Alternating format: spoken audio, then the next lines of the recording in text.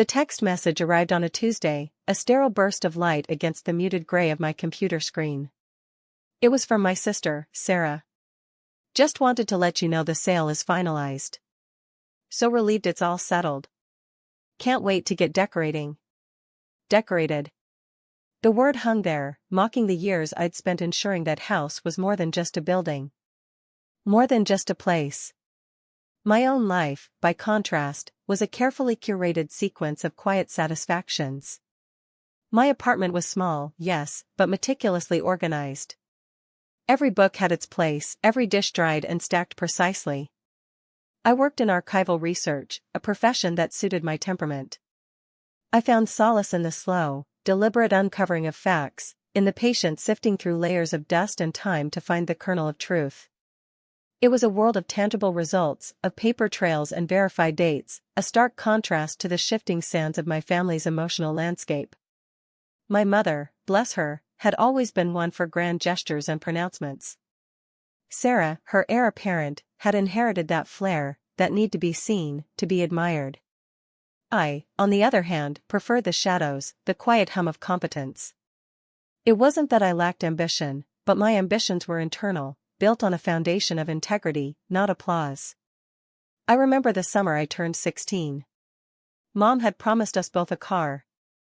Sarah, of course, got the newer, sportier model, a cherry red convertible that gleamed under the August sun.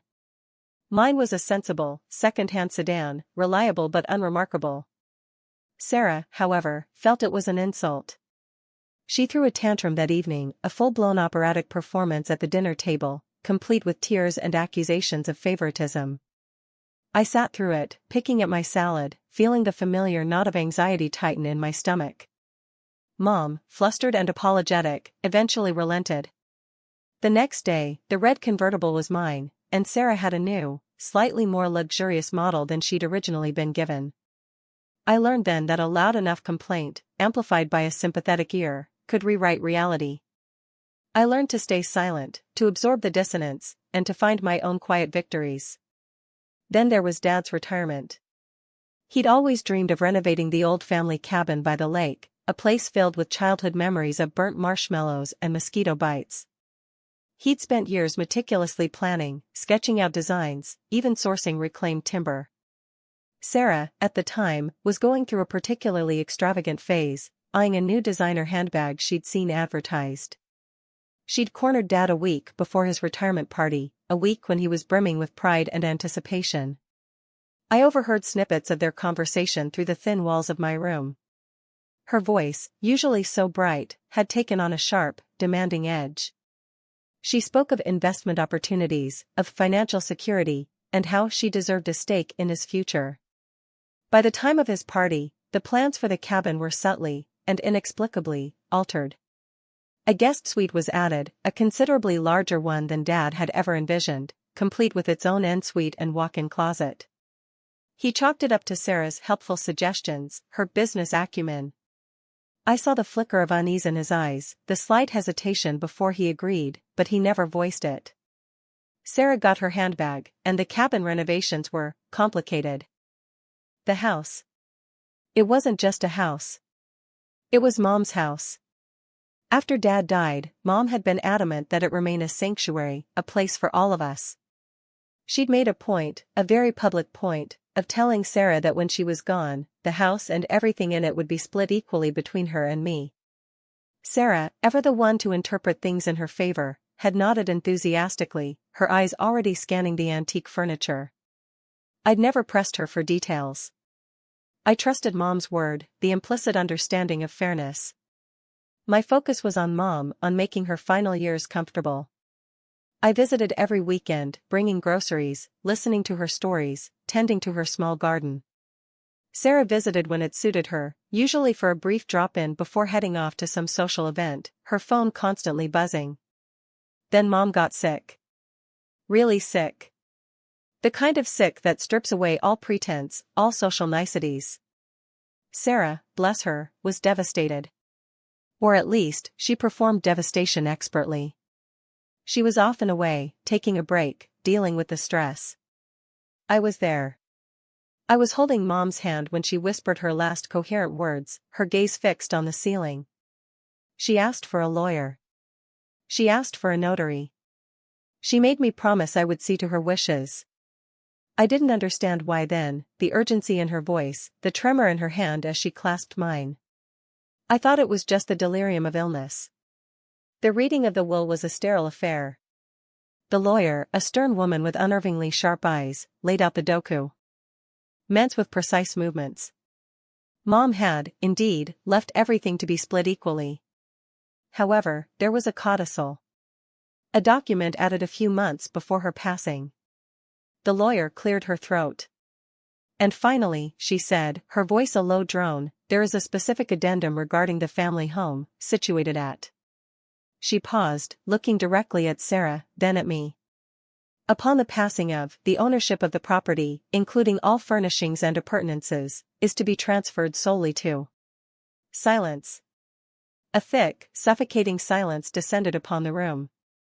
Sarah's perfectly manicured nails, which had been idly drumming on the polished mahogany table, froze. Her head snapped up, her eyes widening with a kind of incredulous horror. I felt a peculiar detachment, as if I were observing the scene from a great distance.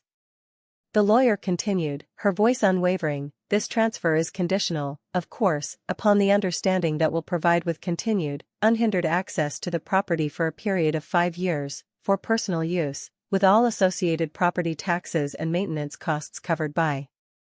She then gestured towards a thin manila envelope on the table. This, naturally, is contingent upon the signing of a formal licensing agreement by, outlining the terms of use. This agreement, drafted by Mrs. herself, has been provided to both parties.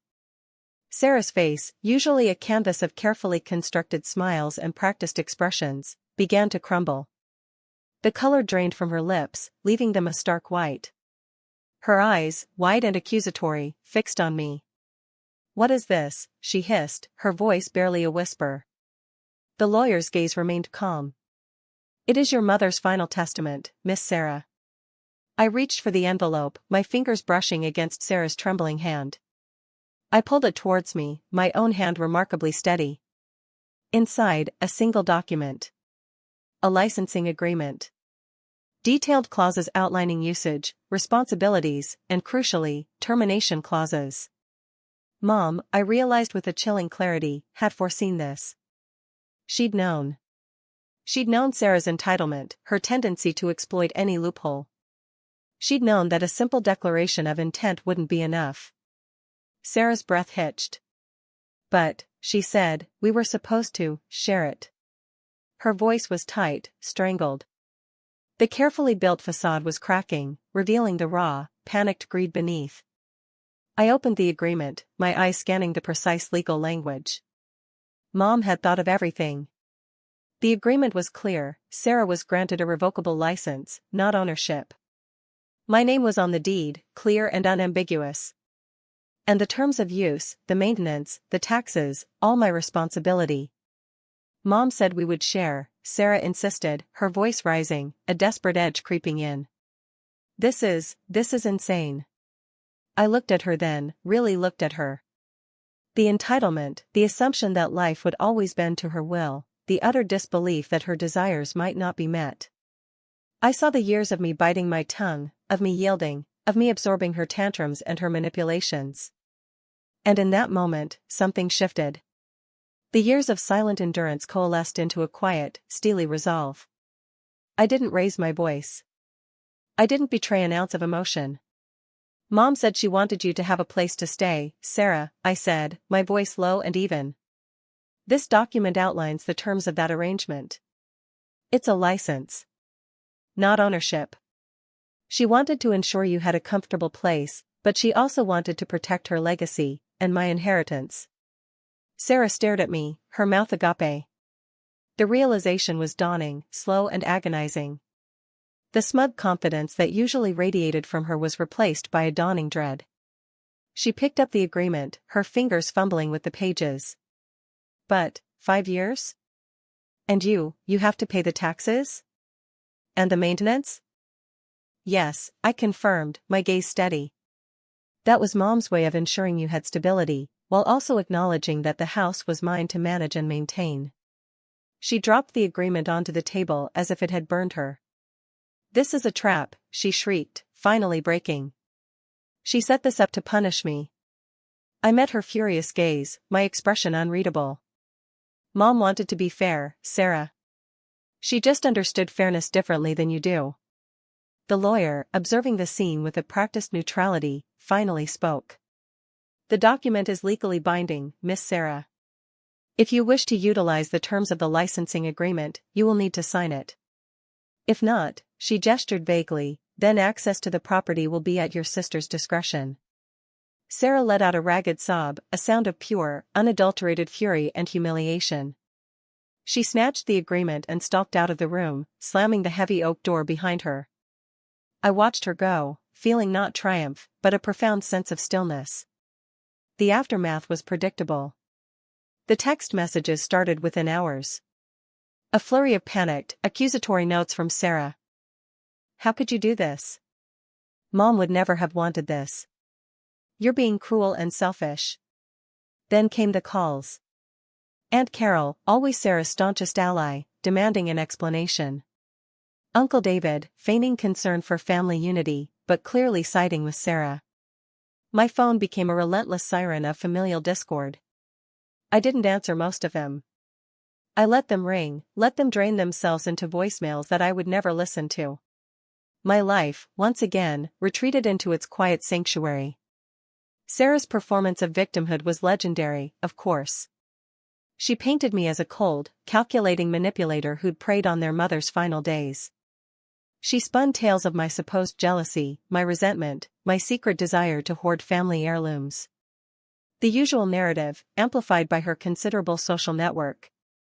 The flying monkeys were dispatched with precision. Dinners were suddenly cancelled. Invitations stopped arriving. The whispers followed me, subtle at first, then more pronounced. I saw it in the sideways glances at the grocery store, the awkward silences at community events. But the truth, as it always does, had a way of revealing itself. Sarah, unable to truly live by the terms of the agreement, her pride too wounded to accept the limitations, eventually abandoned the house. She couldn't bear the thought of being a tenant in what she considered her rightful domain. She moved into a small, overpriced apartment across town, her designer handbag collection gathering dust. The house, the object of so much familial contention, stood quiet, empty, waiting. The legal paperwork was meticulous, a testament to Mom's foresight and my own quiet diligence. I handled the property taxes, the necessary repairs, the upkeep. I ensured everything was in order, as Mom had wished. Sarah, stripped of her perceived inheritance, her reputation slightly tarnished by her public outbursts, found herself in a far more precarious financial position than she'd ever imagined. The investment opportunities she'd so eagerly pursued proved to be more speculative than lucrative. The designer labels began to fade. One crisp autumn evening, months later, I received a final email from Sarah. It was short, devoid of its usual histrionics. "Can you let me have the antique grandfather clock?" It meant a lot to Mom. Attached was a photograph of the clock, its pendulum still. I looked at it for a long moment. It was a beautiful piece, a symbol of time passing, of moments ticking away. I deleted the email. The silence that followed felt not like a victory, but like a natural consequence. The house remained mine, the email remained unread, and the quiet hum of my own ordered life continued, undisturbed. The emotional justice, when it came, was not a thunderclap, but a slow, inevitable tide. And I, who had always preferred the quiet depths, had finally found my shore.